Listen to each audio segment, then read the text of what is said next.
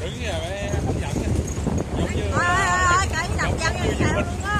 đứng như giống như dùm bích đấy.